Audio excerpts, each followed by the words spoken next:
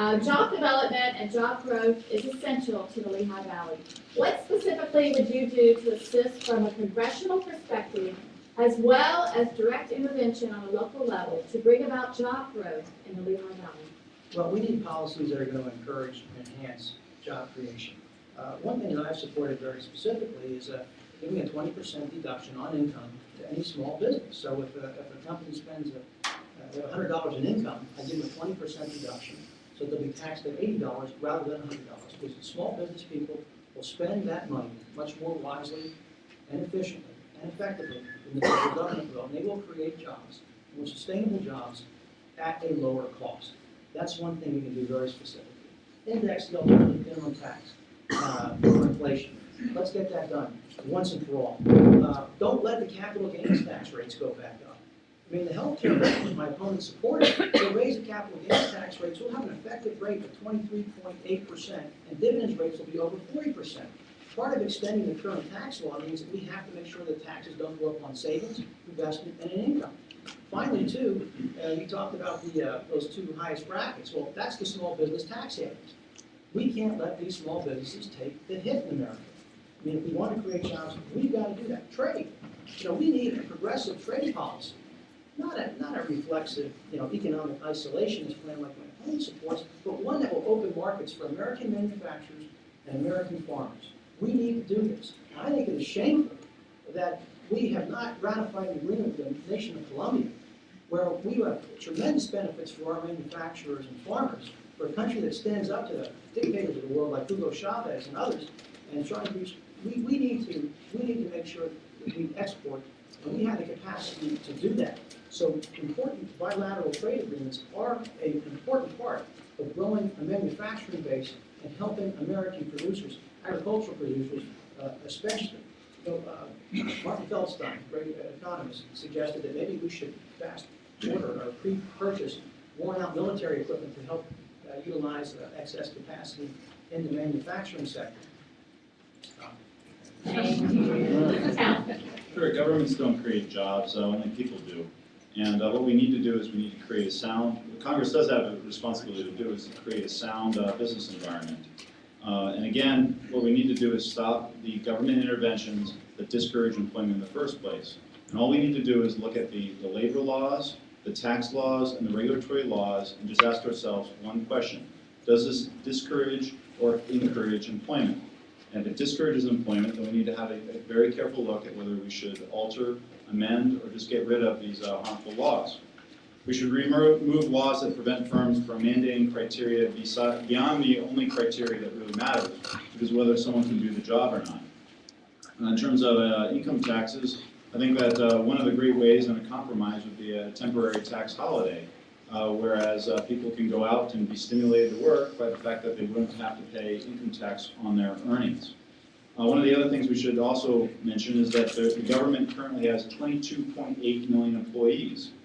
What's important about that is that they are the largest single job sector in America.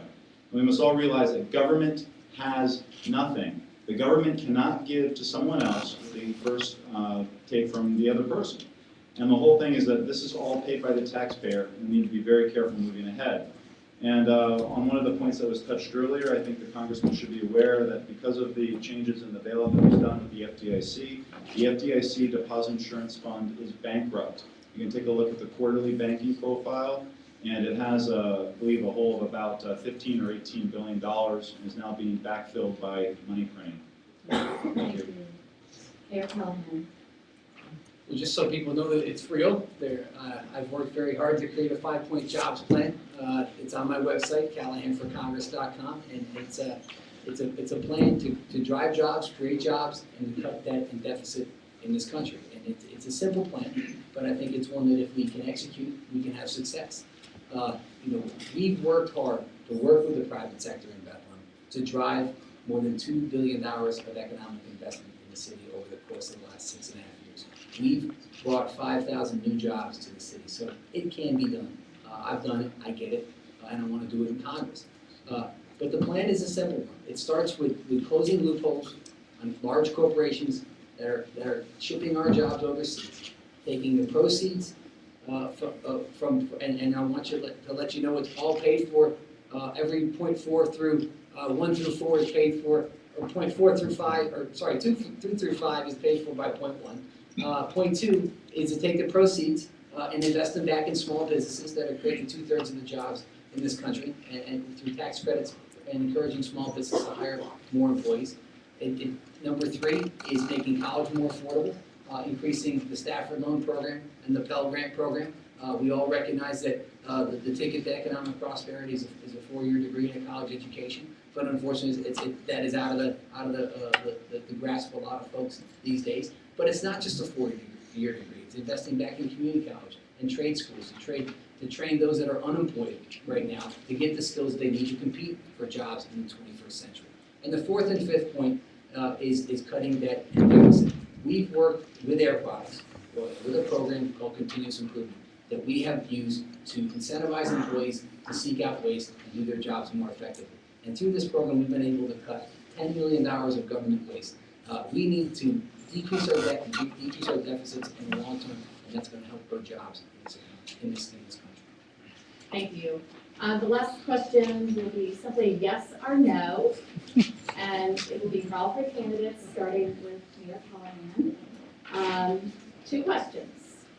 I'm reading verbatim. Do you support same-sex marriage, and do you support government-funded stem cell research?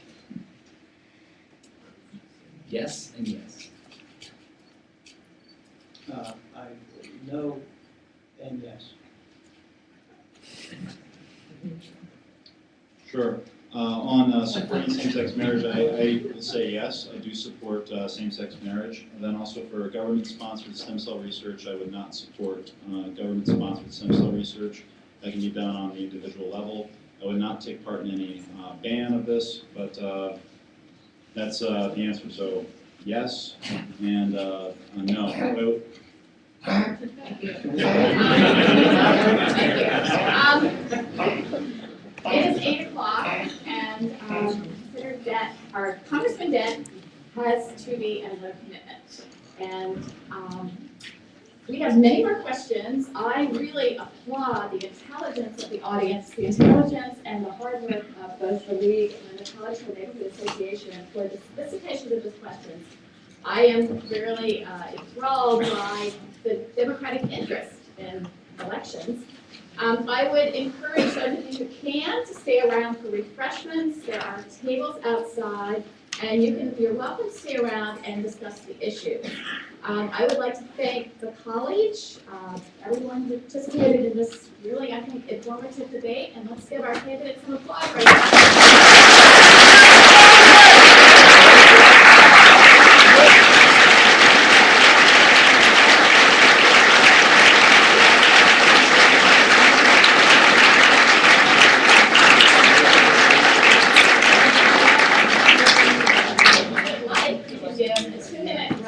In the reverse order that we started. Sure. I'd like to first of all thank the organizers for having me. And again, I'd like to address actually with my 2 minutes my electability. This November 2nd, you can keep voting for those who caused all this economic strife, or you can vote for a problem solver who not only has the solutions, but will listen and be accountable to. I have more private sector experience than Mr. Dent, and more industrial experience working abroad than Mr. Callahan. I have a proven track record of results and success as a leader in serving customers. Washington has far too many rulers and not enough servants of the people. When I am elected, I will be your public servant, your employee, and with my open office idea, I will serve you much better than either of my opponents. I will faithfully represent you, the people of the 15th District, and will, to the best of my ability, protect and defend the Constitution of the United States. Congress continues to vote for more war, more debt, and fewer jobs every year they remain in power. It's like my father once told me, if you always do what you always did, you'll always get what you always got. What have the people of the 15th District received by voting for the Republicans? The mainstream Republican and Democratic Party machines are both repeating like bad records. More spending, more taxes, more war, more debt. If you flip the record, all you hear is less liberty, fewer jobs, and less prosperity. For those who think that you will be throwing your vote away by voting for an independent, nothing could be further from the truth. Nothing could be further from the truth.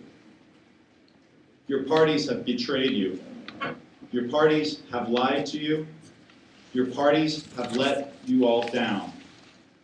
This year you have a real choice in voting independent. I humbly ask for your vote this November 2nd. Thank you. After being a father and husband, serving you in the United States House of Representatives has been the greatest honor and responsibility of my life. And I mean that. It's a tremendous responsibility, and I take it seriously every single day. And I really seek this office to represent you and nobody else. You sent me to Washington to represent you.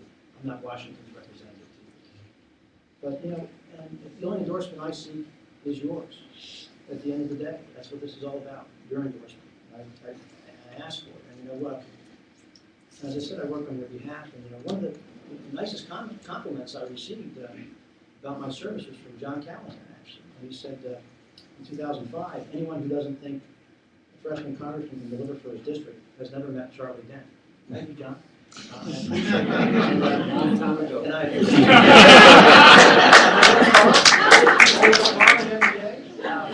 for all of you and Mayor Callahan. And so, but I believe fundamentally that America's best days are ahead of us. We are a strong, resilient people. We've been through difficult times, civil wars, depressions, Second World War, and on it goes. We will do better. We can do better. Our best days aren't behind us. They're in front of us. But we have to unleash the American spirit, the innovators, the entrepreneurs. That's what separates us from the rest of the world. This is where people come to advance and to excel. We should never lose sight of that fact. And that's why I'm so proud to represent you, so proud to serve you. Again, respectfully ask for your vote.